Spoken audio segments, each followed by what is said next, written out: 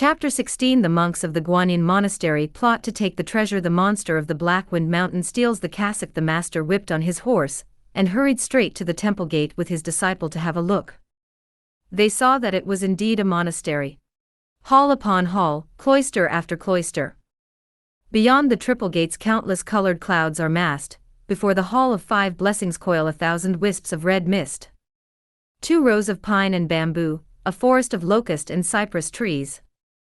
The 2 rows of pine and bamboo are ageless in their elegant purity, the forest of locust and cypress trees has color and beauty. See how high the drum and bell towers are, how tall the pagoda. In peaceful mediation the monks make firm their natures, as birds sing in the trees outside.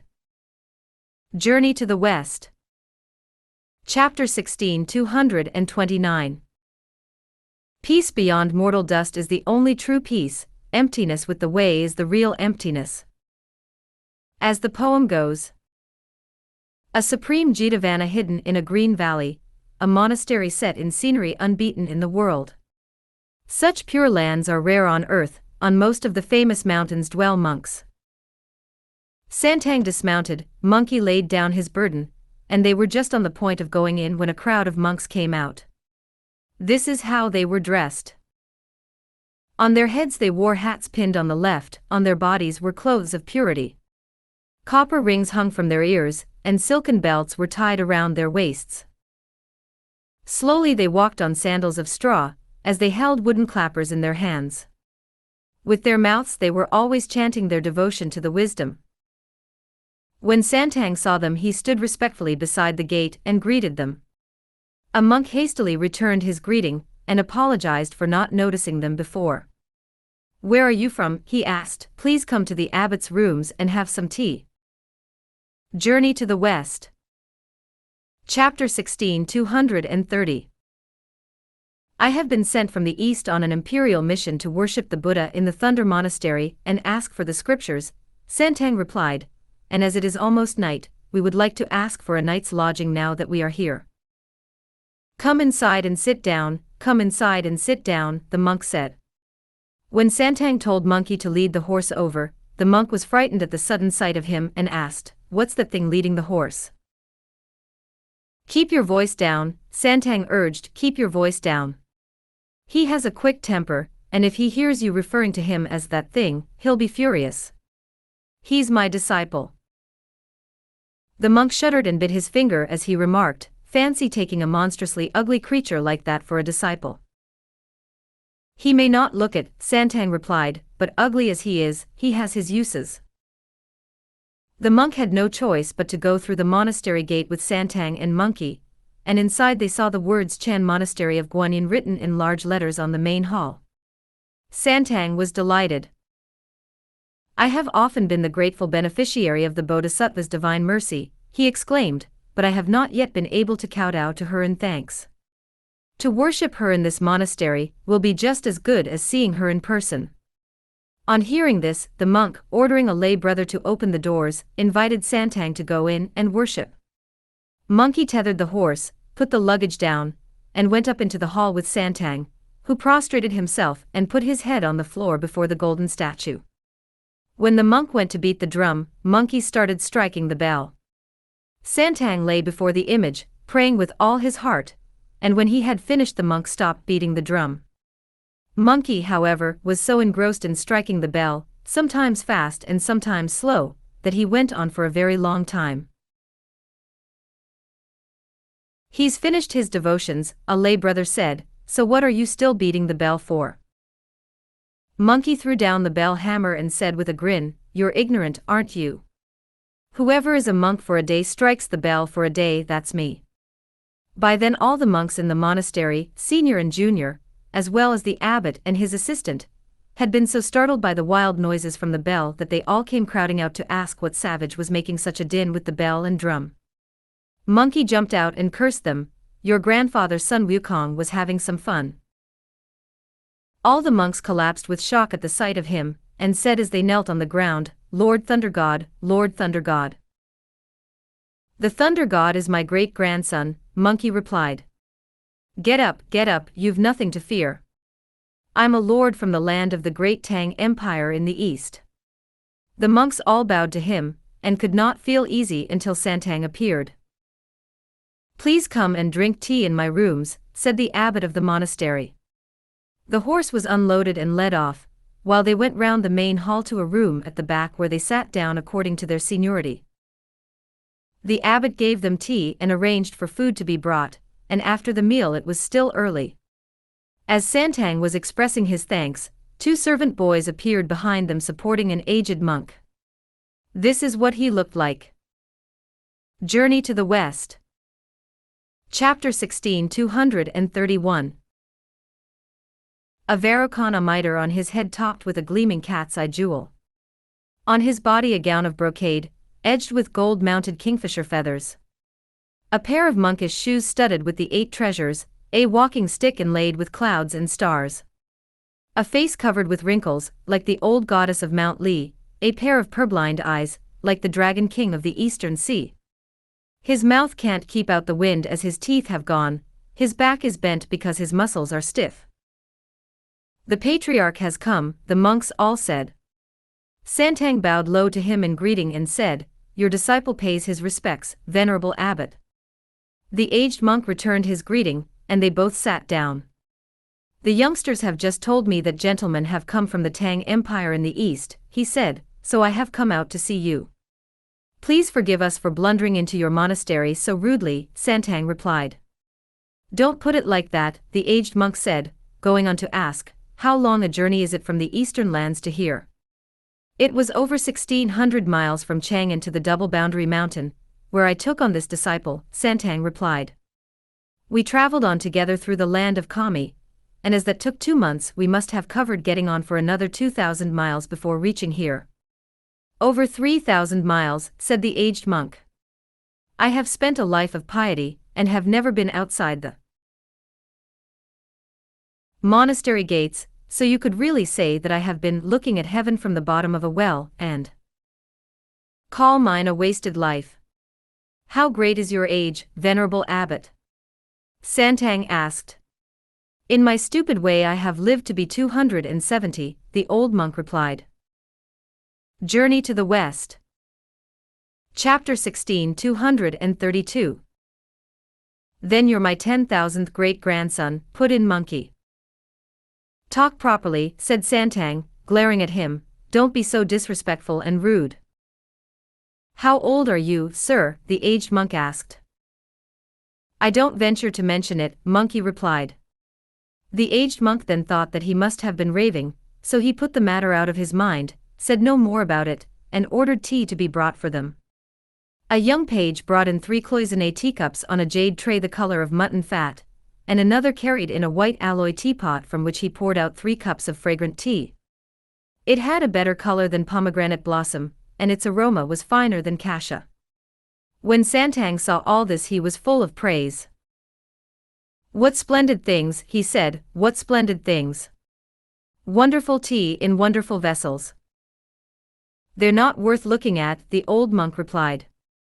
"After all, sir, you come from a superior and heavenly court, and have seen many rare things in your wide travels, so how can you give such exaggerated praise to things like that? What treasures did you bring with you from your superior country that I could have a look at?" "I'm afraid our eastern land has no great treasures, and even if it did, I would have been unable to bring them on so long a journey." "Master," put in Monkey, who was sitting beside him, "isn't that cassock I saw in our bundle the other day a treasure? Why don't I take it out for him to see?" When the monks heard him mention the cassock, they smiled sinister smiles. "What are you smiling at?" Monkey asked. "We thought it was very funny when you said that a cassock was a treasure," the abbot of the monastery replied. "A priest of my rank has 2 or 3 dozen, and our patriarch, who has been a monk here for 250 or 60 years, has 700 or 800. He ordered them to be brought out and displayed." The old monk, who was also in on the game, told the lay brothers to open the store rooms, while friars carried 12 chests out into the courtyard and unlocked them. Then they set up clothes frames, put rope all around, shook the cassocks open one by one, and hung them up for Santang to see. Indeed, the whole building was full of brocade, and the 4 walls covered with silk. Monkey examined them one by one and saw that some were made of brocade and some were embroidered with gold. "Enough, enough, enough," he said. "Put them away, put them away. I'll bring ours out for you to take a look at." Santang drew Monkey aside and whispered to him, "Disciple, never try to compete with other people's wealth. You and I are alone in this foreign land, and I'm afraid that there may be trouble." "What trouble can come from letting him look at the cassock?" Monkey asked. "You don't understand," Santang replied. "The ancients used to say, 'Don't let greedy and treacherous men see rare or amusing things. If he lays his eyes on it, his mind will be disturbed, and if his mind is disturbed, he's bound to start scheming. If you were cautious, you would only have let him see it if he'd insisted, but as it is, this is no trifling matter, and may well be the end of us." Journey to the West. Chapter 16, 233. Don't worry, said Brother Monkey, "I'll look after everything." Watches without another word of argument, he rushes off and opens the bundle, which is already giving off a radiant glow. It still had 2 layers of oiled paper round it, and when he removed it to take out the cassock and shake it open, the hall was bathed in red light, and clouds of colored vapors filled the courtyard. When the monks saw it, their hearts were filled with delight, and their mouths with praise. It really was a fine cassock, hung with pearls of unrivaled quality, studded with Buddhist treasures infinitely rare. Above and below a dragon beard sparkles on grass cloth edged with brocade. If it is worn, all demons are extinguished, when donned it sends all monsters down to hell. It was made by the hands of heavenly immortals, and none but a true monk should dare put it on. When the aged monk saw how rare a treasure it was, his heart was indeed disturbed. He went up to Santang and knelt before him. "My fate is indeed a wretched one," he lamented, tears pouring down his cheeks. Santang helped him to his feet again and asked, "Why do you say that, venerable patriarch?" "You have unfolded this treasure of yours, sir," the aged monk replied, "when it is already evening, so that my eyes are too dim to see it clearly. That is why I say my fate is wretched." "Send for a candle and take another look," Santang suggested. "My lord, your precious cassock is already shining brightly, so I don't think I would see more distinctly even if a candle were lit," replied the aged monk. "How would you like to look at it then?" asked Santang. "If, sir, you were in your mercy to set aside your fears, and let me take it to my room to examine it closely during the night, I will return it to you in the morning to take to the West. What do you say to that?" This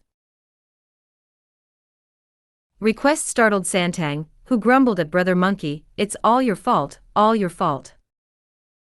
He's nothing to be frightened of." Monkey replied with a grin.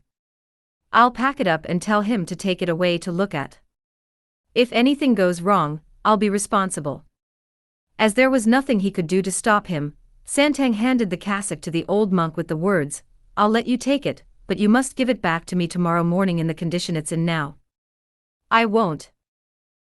Journey to the West. Chapter 16, 234. Have you getting it at all dirty? The old monk gleefully told a page to take the cassock to his room, and instructed the other monks to sweep out the front meditation hall, move 2 rattan beds in, spread out the bedding on them, and invite the 2 gentlemen to spend the night there. He also arranged for them to be given breakfast and seen off the next morning. Then everyone went off to bed. Santang and his disciple shut the doors of the meditation hall, and went to sleep. After the old monk had tricked them into giving him the cassock, he held it under the lamp in the back room as he wept and wailed over it. This so alarmed the monks that none of them dared go to sleep before he did. The young page, not knowing what to do, went to tell the other monks, "Grandad's still crying although it's getting on for 11. 2 junior monks, who were among the old man's favorites, went over to ask him why he was crying. "I'm crying because my accursed fate won't allow me to see the Tang priest's treasure," he said, to which they replied, "Grandad, in your old age you have succeeded. His cassock is laid before you, and all you have to do is open your eyes and look. There's no need for tears." "But I can't look at it for long," the aged monk answered. I'm 270 this year, and I've collected all those hundreds of cassocks for nothing. However am I to get hold of that one of his? However am I to become like the Tang priest? Master, you've got it all wrong, the junior monks said. The Tang priest is a pilgrim far from home. You should be satisfied with your great seniority and wealth. Why ever would you want to be a pilgrim like him? Although I live at home and enjoy my declining years, I've got no cassock like his to wear, the aged monk replied. If I could wear it for a day, I would close my eyes in peace. I'd be as happy as if I were a monk in my next life. What nonsense, the junior monks said. If you want to wear his cassock, there'll be no problem about that. We'll keep him for another day tomorrow, and you can wear it for another day. Or we can keep him for 10 days, and you can wear it for 10 days. So why get so upset about it? Even if we kept him for a year, the old monk replied, I'd only be able to wear it for a year, which wouldn't bring me any glory. I'll still have to give it to him when he went. I can't keep him here forever. As they were talking, a young monk called Broad Wisdom spoke out. Grandad, he said, if you want it for a long time, that's easy to arrange too. What brilliant idea have you got, child? The aged monk asked, cheering up. That Tang priest and his disciple were so exhausted after their journey that they are both asleep by now, Broad Wisdom replied. If we arm some strong monks with swords and spears to break into the meditation hall and kill them, they can be buried in the back garden, and nobody but us will be any the wiser. This way we get their white horse and their luggage as well as the cassock, which will become an heirloom of the monastery. We would be doing this for posterity. The old monk was very pleased with this suggestion, and he wiped the tears from his eyes as he said, very good, a marvelous plan. Another young monk called Broad Plans, a fellow student of Broad Wisdom's, came forward and said, this plan's no good. If we are to kill them, we'll have to keep a sharp eye on them. That old pale-faced one looks easy enough, but the hairy-faced one could be tricky, and if by any chance we fail to kill him, we'll be in deep. Journey to the West. Chapter 16, 235. Trouble. I have a way that doesn't involve using weapons, but I don't know what you'll think of it. What do you suggest, my child? The aged monk asked. In my humble opinion, he replied, we should assemble the head monks of all the cells, senior and junior, and get everyone to put a bundle of firewood outside the meditation hall. When it's set alight, those two will have no escape, and will be burnt to death together with their horse. Even if the people who live around this mountain see the blaze, they'll think that those two burnt down the meditation hall by carelessly starting a fire. This way they'll both be burnt to death and nobody will know how it happened. Then the cassock will become our monastery's treasure forever. All the monks present were pleased with this suggestion, exclaiming, great, an even better plan. The head of every cell was told to bring firewood, a scheme that was to bring death to the venerable and aged monk, and reduce the Guanyin monastery to ashes. Now there were 70 or 80 cells in the monastery, and over 200 junior and senior monks. They shifted firewood all night, piled it up all round the meditation hall so that there was no way out, and prepared to set it alight. Although Santang and he had gone to bed, the magical monkey's spirit remained alert, and his eyes half open even when he was asleep. His suspicions were aroused by the sound of people moving around outside, and the rustling of firewood in the breeze. Why can I hear footsteps in the still of the night? He wondered. Perhaps bandits are planning to murder us. He leaped out of bed, and was on the point of opening the door to take a look when he remembered that this might disturb his master, so instead he used his miraculous powers to turn himself into a bee with a shake of his body. Sweet his mouth and venomous his tail, slender his waist and light his body. He flew like an arrow, threading through willows and flowers, seeking their nectar like a shooting star. A tiny body that could bear great weights, carried on the breeze by his frail and buzzing wings. Thus did he emerge from under the rafters, going out to take a look. He saw that the monks had piled firewood and straw all around the meditation hall, and were setting it alight. Smiling to himself, he thought, so my master was right. This is their idea. They want to kill us and keep our cassock. I wish I could lay into them with my cudgel. If only I wasn't forbidden to use it, I could kill the lot of them, but the master would only be angry with me for murdering them. Too bad. I'll just have to take my chances as they come, and finish them off. The splendid monkey leapt in through the southern gate of heaven with a single somersault, startling the heavenly warriors Pang, Lu, Go and Bai into bowing, and Ma, Zhao, Wen and Guan into bending low as they journey to the west. Chapter 16 236. All said, "Oh no, oh no. The fellow who turned heaven upside down is here again." "There's no need to stand on courtesy or be alarmed, gentlemen," said Monkey with a wave of his hand. "I've come to find the broad-visioned Heavenly King." Before the words were out of his mouth, the Heavenly King was there and greeting Monkey with, "Haven't seen you for ages. I heard the other day that the Bodhisattva Guanyin came to see the Jade Emperor to borrow the 4 duty gods, the 6 Dings and Jias, and the revealers of the truth to look after the Tang priest on his pilgrimage to the western heaven to fetch the scriptures. They were also saying that you were his disciple, so how is it that you have the spare time to come here?" "Let's cut the cackle," said Monkey. "The Tang priest has run into some villains who have started a fire to burn him to death. It's very urgent, which is why I've come to ask you for the loan of your anti-fire cover to save him with. Fetch it at once, I'll bring it straight back." "You've got it all wrong," the Heavenly King replied. "If villains are trying to burn him, you should rescue him with water. What do you need my anti-fire cover for?" "You don't understand," Monkey continued. "If I try to save him with water, he may still be hurt even if he isn't burnt up. I can only keep him free from injury if you lend me that cover, and with that it doesn't matter how much burning they do. Buck up, buck up. It may be too late already. Don't mess up what I've got to do down there." "You monkey," said the Heavenly King with a laugh, "you're as wicked as ever, thinking only of yourself and never of others." hurry up, Monkey pleaded. "You'll ruin everything if you go on nattering." The Heavenly King, no longer able to refuse, handed the cover to Monkey.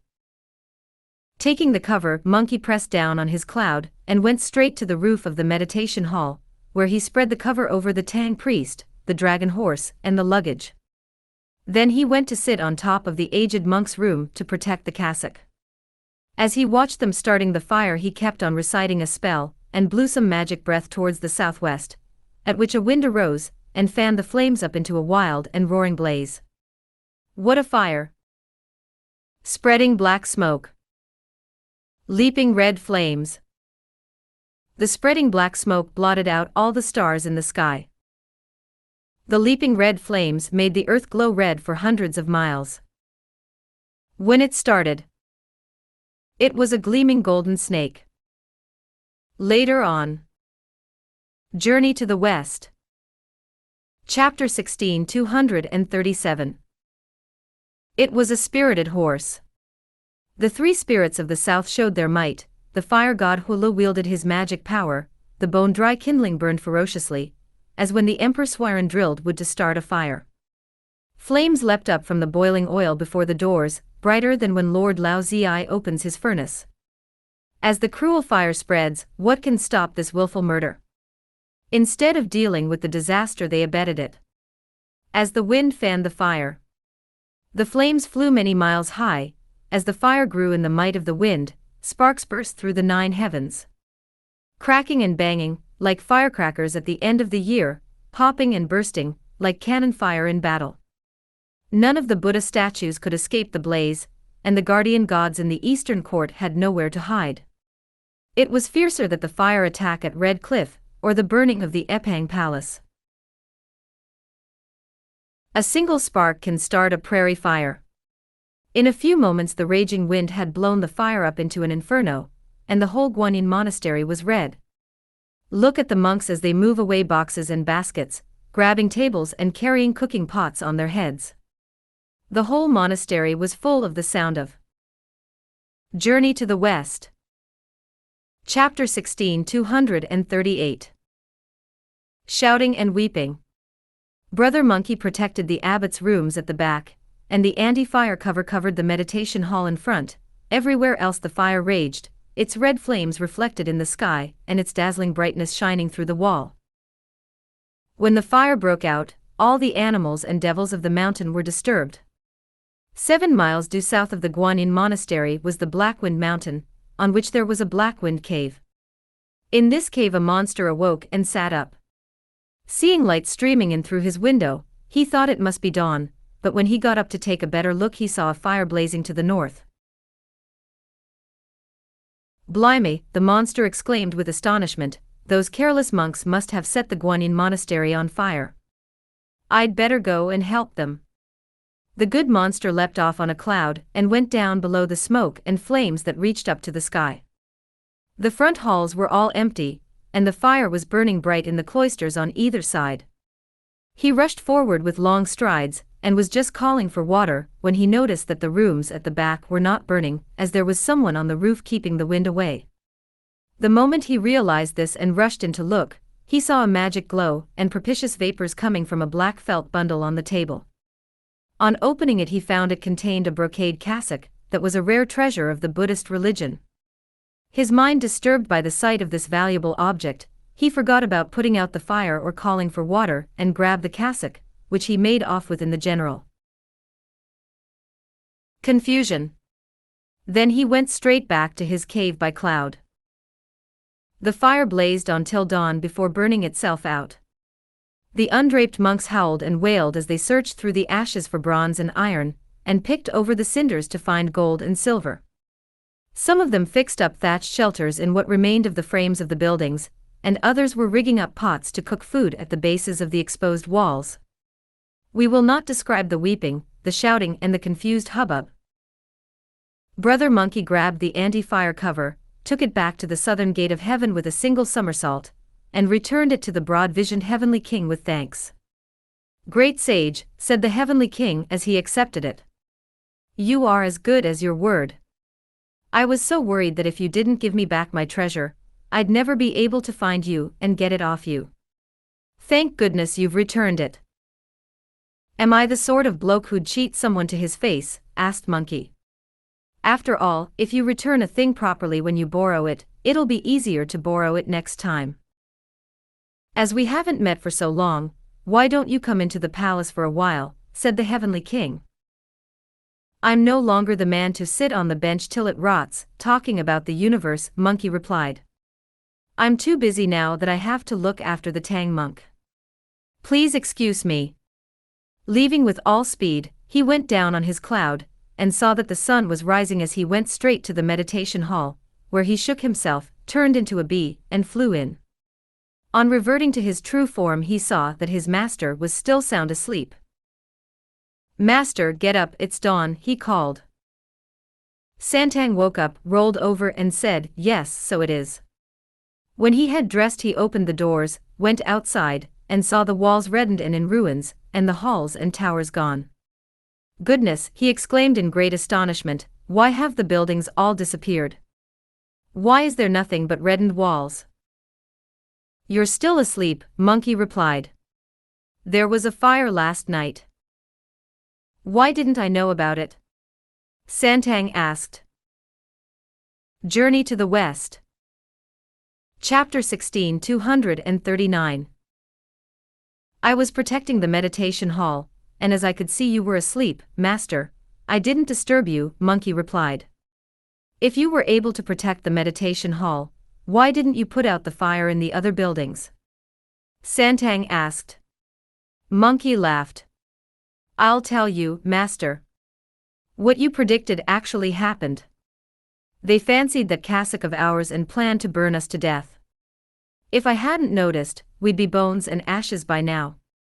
"Did they start the fire?" asked Santang, who was horrified to learn this. "Who else?" replied Monkey. "Are you sure that you didn't cook this up because they were rude to you?" Santang asked. "I'm not such a rascal as to do a thing like that," said Monkey. "Honestly and truly, they started it. Of course, when I saw how vicious they were, I didn't help put the blaze out. I helped them with a slight breeze instead. Heavens! Heavens! When a fire starts, you should bring water, not wind. You must know the old saying, if people didn't harm tigers, tigers wouldn't hurt people. If they hadn't started a fire, I wouldn't have caused a wind. Where's the cassock? Don't say that it's been burnt too. It's all right, it hasn't been burnt. The abbot's cell where it was kept didn't catch fire. I don't care what you say. If it's come to any harm, I'll recite that spell till it kills you. Don't do that, pleaded Monkey desperately. I promise to bring that cassock back to you. Wait while I fetch it for you, and then we'll be on our way. With Santang leading the horse and Monkey carrying the luggage, they went out of the meditation hall and straight to the abbot's lodgings at the back.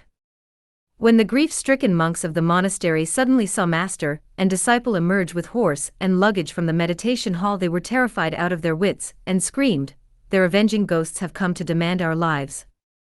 What do you mean, avenging ghosts coming to demand your lives? Monkey shouted.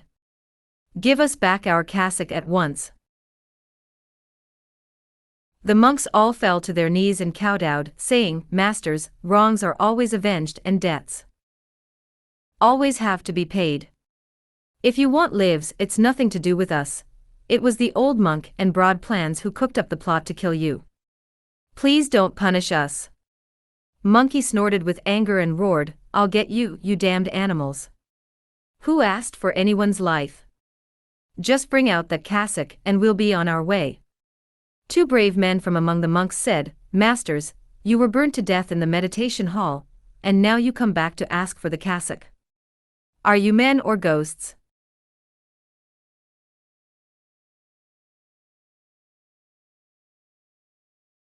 Journey to the West. Chapter 16 240. You cattle, sneered Monkey, there wasn't any fire. Go and look at the meditation hall, and then we'll see what you have to say. The monks rose to their feet, and when they went forward to look, they saw that there was not even the slightest trace of scorching on the door and the window frames. The monks, now struck with fear, realized that Santang was a divine priest, and Monkey a guardian god. They all kowtowed to the pair of them and said, Our eyes are blind. We failed to recognize saints sent down from heaven. Your cassock is in the abbot's rooms at the back. Santang went past a number of ruined walls and buildings, sighing endlessly, and saw that the abbot's rooms at the back had indeed not been burnt. The monks all rushed in shouting, Grandad, the Tang priest is a saint, and instead of being burnt to death he's wrecked our home. Bring the cassock out at once and give it back to him. Now the old monk had been unable to find the cassock, which coming on top of the destruction of the monastery had him distraught with worry. When the monks asked him for it, he was unable to reply. Seeing no way out of his quandary, he bent his head down and dashed it against the wall. He smashed his skull open and expired as his blood poured all over the floor. There are some verses about it. Alas that the aged monk in his folly lived so long a life for nothing. He wanted the cassock as an heirloom for the monastery, forgetting that what is Buddha's is not as mortal things, as he took the changeable for the eternal. His sorry end was quite inevitable. What use were broad wisdom and broad plans? To harm others for gain always fails. The other monks began to howl in desperation, Our patriarch has dashed his brains out, and we can't find the cassock, so whatever shall we do? I think you've hidden it somewhere, Monkey said. Come out, all of you, and bring me all the registers. I'm going to check that you're all here. The senior and junior abbots brought the 2 registers in which all the monks, novices, pages, and servants were registered. There were a total of 230 names in them. Asking his master to sit in the place of honor, Monkey called out and marked off each of the names, making the monks open up their clothes for his inspection. When he had checked each one carefully, there was no sign of the cassock. Then he searched carefully through all the boxes and baskets that had been saved from the flames, but again he could find no trace of it. Santang, now absolutely furious with Brother Monkey, started to recite the spell as he sat up high. Monkey fell to the ground in great agony, clutching his head and pleading, "Stop, stop, I swear to return the cassock to you." The monks, trembling at the sight, begged him to stop, and only then did he shut his mouth and desist. Journey to the West. Chapter 16 241. Monkey leapt to his feet, took his iron cudgel from behind his ear, and was going to hit the monks when Santang shouted, "You ape, aren't you afraid of another headache? Are you going to misbehave again? Don't move your hand or hurt anyone. I want you to question them again instead." The monks all kowtowed to him and entreated him most pitifully to spare their lives. "We've honestly not seen it. It's all that dead old bastard's fault. After he saw your cassock yesterday evening he cried till late into the night, not even wanting to look at it as he worked out a plan by which it could belong to the monastery forever. He wanted to burn you to death, masters, but when the fire started, a gale wind blew up, and we were all busy trying to put the blaze out and move away what stuff we could. We don't know where the cassock went."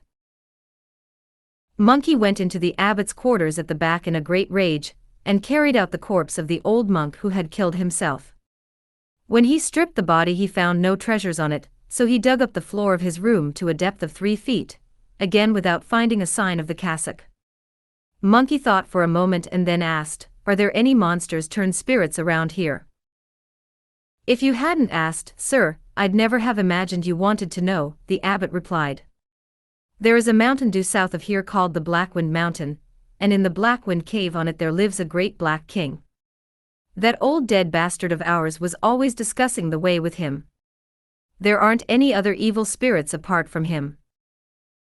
"How far is the mountain from here?" Monkey asked. "Only about 7 miles, the abbot replied. "It's the mountain you can see over there." Monkey smiled and said to Santang, "Don't worry, master, there's no need to ask any more questions. No doubt about it, it must have been stolen by that black monster. But his place is 7 miles from here, so how can you be sure it was him?" Santang asked. "You didn't see the fire last night," Brother Monkey retorted. "The flames were leaping up hundreds of miles high, and the glow penetrated the triple heavens. You could have seen it 70 miles away, let alone 7. I'm convinced that he saw the glare and took the chance to slip over here quietly.